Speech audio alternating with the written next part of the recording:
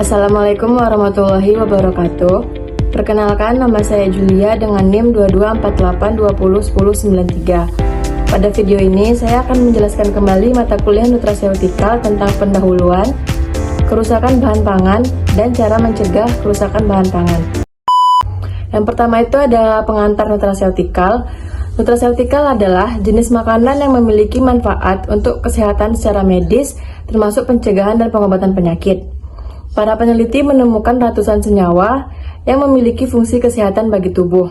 Sebagai temuan baru di bidang fitokimia yaitu ada zat kimia tanaman non-nutrif yang memiliki khasiat perlindungan atau khasiat pencegah penyakit di dalam makanan. Selanjutnya itu ada nutraceutical di dalam era postgenomik. Terdapat 3 faktor yang akan mempengaruhi kerja nutraseutikal dalam tubuh, yaitu variabilitas dosis yang dikonsumsi dalam makanan akibat faktor-faktor jenis kelamin, usia, lingkungan, dan lain-lain. Interaksi antara reseptor dengan ligan merupakan landasan utama dalam nutraseutikal. Makanan yang mengandung banyak zat yang dapat mengikat reseptor dan secara fungsional dapat mengubah reseptor dan mendorongnya menjadi respon biologis. Selanjutnya itu ada fitokimia carotenoid. Fitokimia merupakan bahan kimia kompleks yang ditemukan di dalam tanaman, terutama dalam buah dan sayuran. Fitokimia yang memiliki antioksidan cenderung berwarna tersaing karena mengandung kromofor. Contoh karoten yang banyak ditemukan adalah beta-karoten dan alpha-karoten yang dapat diubah menjadi vitamin A. Selanjutnya ada likopen. Likopen itu sendiri adalah fitokimia yang hanya dapat disintesis oleh tanaman dan mikroorganisme dan tidak dapat disintesis oleh manusia. Likopen juga dikenal sebagai antioksidan karena perannya menonaktifkan radikal bebas. Likopen memiliki kemampuan mengikat oksigen bebas 2 kali lipat lebih banyak dari beta-karoten.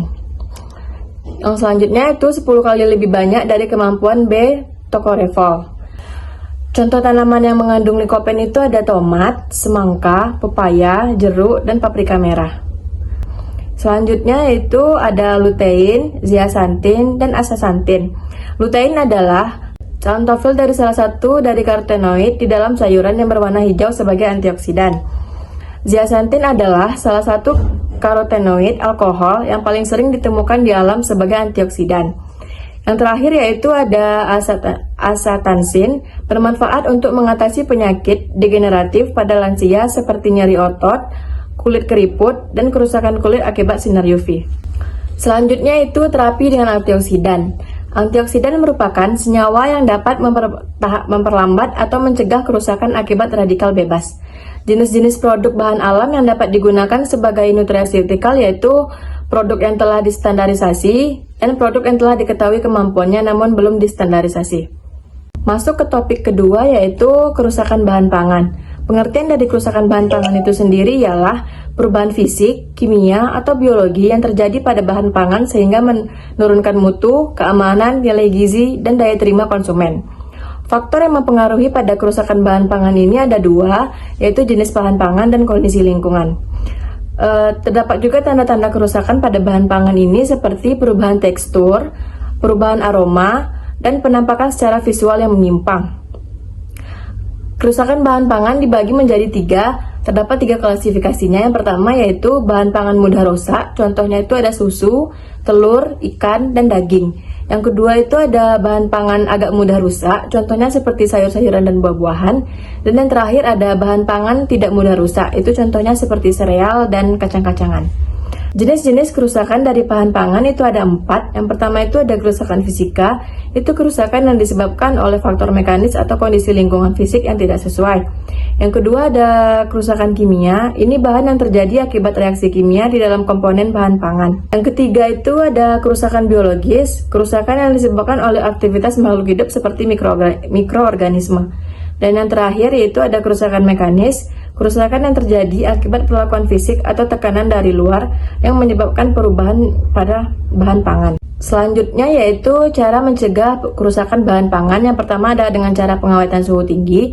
Itu dilakukan dengan cara memanaskan bahan pangan untuk membunuh atau menonaktifkan mikroorganisme dan enzim yang menyebabkan pembusukan. Metode yang digunakan itu ada pasteurisasi, sterilisasi, dan belansir. Yang kedua dengan cara pengawetan kimia. Pengawetan kimia ini dilakukan dengan menambahkan senyawa tertentu ke dalam bahan pangan yang berfungsi sebagai pengawet untuk menghambat pertumbuhan mikroba atau reaksi kimia perusak. Jenis bahan pengawetnya itu ada dua, ada alami dan sintesis. Yang ketiga dengan cara pengeringan. Dengan cara ini, proses pengurangan kadar air dalam bahan pangan hingga mencapai batas aman agar mikroorganisme tidak dapat tumbuh. Metodenya itu ada tiga, ada alami, buatan, dan spray drying. Sekian video dari saya, lebih dan kurangnya saya mohon maaf. Semoga apa yang saya sampaikan dapat manfaat bagi yang menonton. Saya akhiri, wassalamualaikum warahmatullahi wabarakatuh.